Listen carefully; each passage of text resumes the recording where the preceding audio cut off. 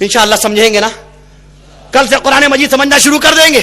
الحمدللہ رب العالمین الرحمن الرحیم. All praises be to Allah, cherisher and sustainer of the worlds. آپ جس رب کو نماز میں یاد کر رہے ہیں، آپ اپنی اماں کی تعریف نماز میں نہیں کر سکتے، آپ اپنے ابا کی تعریف نماز میں نہیں کر سکتے، حالانکہ ماں کے قدموں تلے جنت ہے. یہ رسول پاک کا فرمان. فإن الجنت عند رجلها. صحابی سے کہہ دیا کہ جنت جانا چاہتے ہو؟ فرمانے لگے جی ہاں. حضرت جابر رضی اللہ عنہ سے پوچھا یا رسول اللہ، حضرت جابر نے پوچھا یا رسول اللہ ہم جنت جانا چاہتے ہیں، اجازت دے دیجئے میدان جنگ میں جا کر کے میں پورے طور پہ جہاد کر کے اپنی گردن کٹاؤں گا اور اس کے بعد جنت چلا جاؤں گا، چونکہ یہی بشارت ہے. رسول پاک صلی اللہ علیہ وسلم نے فرمایا اے جابر تمہاری والدہ زندہ ہے؟ جی ہاں. نعم نعم یا رسول اللہ، بے شک میری والدہ زندہ ہے. آقا صلی اللہ علیہ وسلم نے فرمایا اے جابر جاؤ جا کر اپنی ماں کی خدمت کرو. فإن الجنت عند رجلها. بے شک تمہاری ماں کے قدموں تلے جنت ہے. دیکھیں ماں کے قدموں تلے جنت ہے، مگر جہاں آپ نماز میں بارگاہ الہی میں حاضر ہو گئے، اللہ اکبر کہہ کر جیسی تکبیر تحریمہ کے بعد نیت باندھی، تو اب آپ نماز میں اپنی ماں کی تعریف نہیں کر سکتے، اپنے ابا کی تعریف نہیں کر سکتے،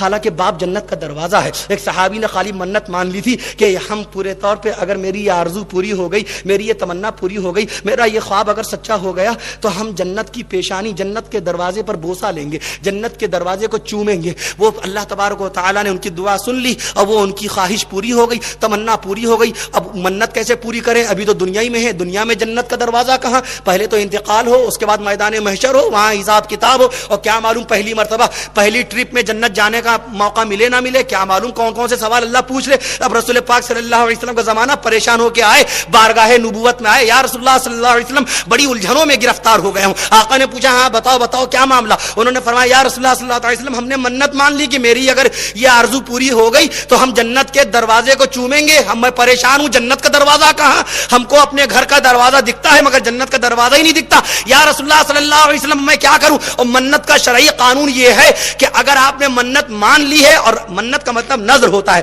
یعنی عبادت کے نام پر ایک عہد کرنا، اے میرے اللہ اگر تو نے ہم کو یہ دکان دلا دی جائز طریقے پر تو تیری بارگاہ پاک میں ہم 10 رکعت نماز بطور شکر ادا کریں گے، 10 رکعت نماز بطور شکر. تو اب یہ قرض ہو گیا اللہ کا، اللہ تعالیٰ نے آپ کو دکان دلا دی بہت سکون و عافیت کے ساتھ، تو اب آپ پر لازم ہے. نظر کا مطلب، منت اور نظر کا مطلب یہ ہوتا ہے اللہ سے کانٹریکٹ کرنا، اللہ تعالیٰ سے ایک معاہدہ کرنا، اس بدلے پر، عبادت کے بدلے پر، یعنی جو کام عبادت ہو اسی کا واسطہ دیا جائے گا. جیسے کہ یہ کوئی کہہ دے کہ اللہ پاک اگر تو نے میرا یہ کام کر دیا تو تیری بارگاہ میں ہم تیرے غربا بندے کو، تیرے یتیم بندوں کو ہم اتنے 100 روپے بطور صدقہ ان کی مدد کریں گے. منت اس کی ہو جائے گی جو کہ صدقہ عبادت میں شامل ہے. صدقہ عبادت، منت میں یہ نہیں ہوتا، جو کام عبادت نہیں وہ منت میں نہیں مانا جاتا. اے اللہ اگر تو نے ہم کو یہ دکان دلا دی تو ہم خوب مرغا کھائیں گے، یہ منت نہیں ہو سکتی.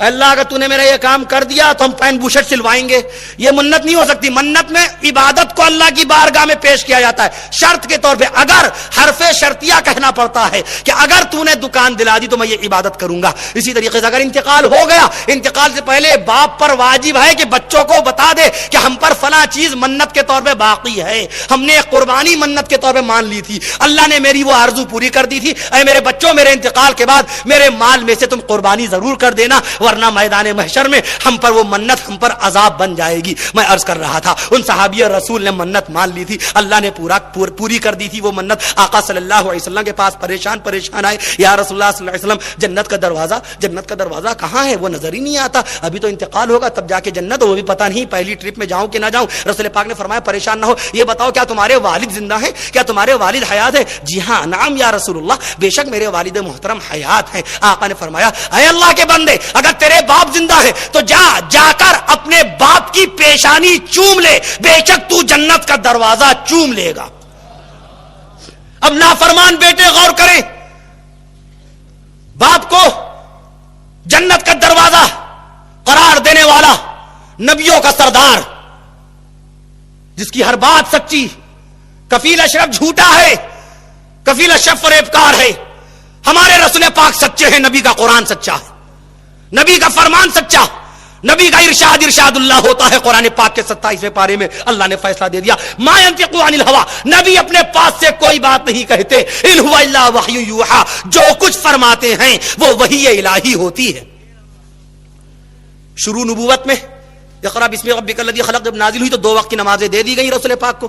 رسول پاک نے 10 سال تک 2 ہی وقت کی نمازیں پڑھائیں. صدیق اکبر، عمر فاروق اعظم، عبداللہ بن مسعود، حضرت علی رضی اللہ عنہ، جناب بلال، حضرت صہیب، حضرت خباب، حضرت عمار، حضرت صہیب، حضرت سعد بن ابی وقاص، حضرت عباس رضی اللہ تعالی عنہ مسلمان نہیں ہوئے تھے. نہیں، مکہ معظمہ مسلمان نہیں ہوئے. حضرت امیر حمزہ مسلمان ہوئے، عمر فاروق اعظم مسلمان ہوئے. ان تمام کے تمام بزرگان دین، ان تمام کے تمام صحابہ کرام نے صرف 2 ہی وقت کی نمازیں پڑھی مکہ معظمہ میں. 10 سال تک 2 وقت کی نمازیں پڑھتے رہے. 10 سال تک 2 وقت کی نمازیں پڑھتے رہے. التحیات کے بغیر، التحیات اس کے اندر نہیں پڑھی جاتی تھی کیونکہ التحیات ابھی آئی نہیں ہے. 10 سال مستقل 2 وقت کی نمازیں پڑھتے رہے. صحابہ کرام مکہ معظمہ میں چھپ کر کے تقریباً 5 سال چھپ کر کے نمازیں ادا کی گئی. حضرت ارقم رضی اللہ عنہ کے گھر میں بیٹھ کر کے چپکے سے نمازیں ادا کی جاتی تھی. خانہ کعبہ میں نماز پڑھنے کی اجازت نہیں تھی. اسلام کن مرحلوں سے گزرا کبھی ہم نے غور کیا؟ اسلام ان دہشت کے راستوں سے آیا. اسلام ان فاقہ کشی کے مرحلوں سے گزرا.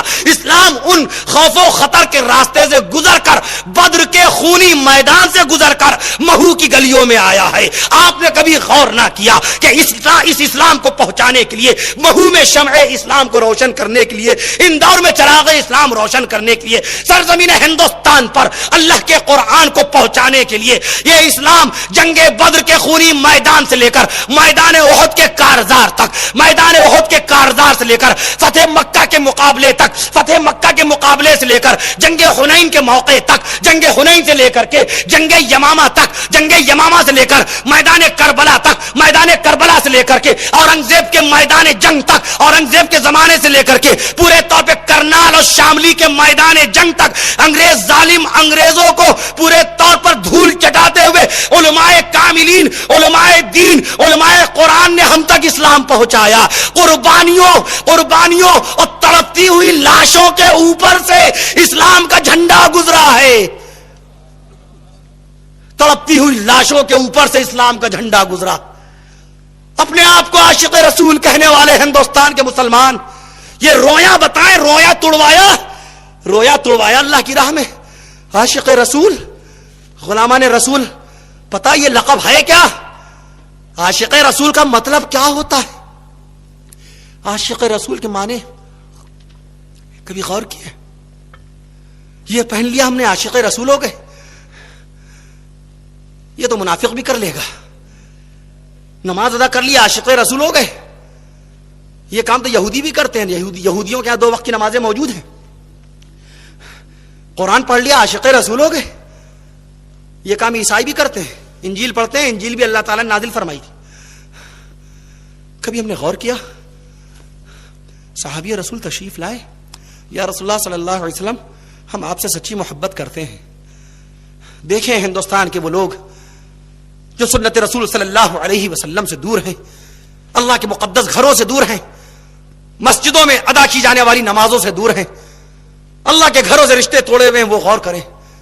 سنتوں پہ عمل نہیں اور عاشق رسول ہونے کا دعویٰ، قرآن پاک کی تلاوت نہیں اور عاشق رسول ہونے کا دعویٰ، حدیث رسول کا علم نہیں، عاشق رسول ہونے کا دعویٰ، رسول پاک کے جانثار صحابہ کرام کے قتل عام کی تاریخ دل گزار سے، تاریخ دل آزار سے واقف نہیں اور عاشق رسول ہونے کا دعویٰ.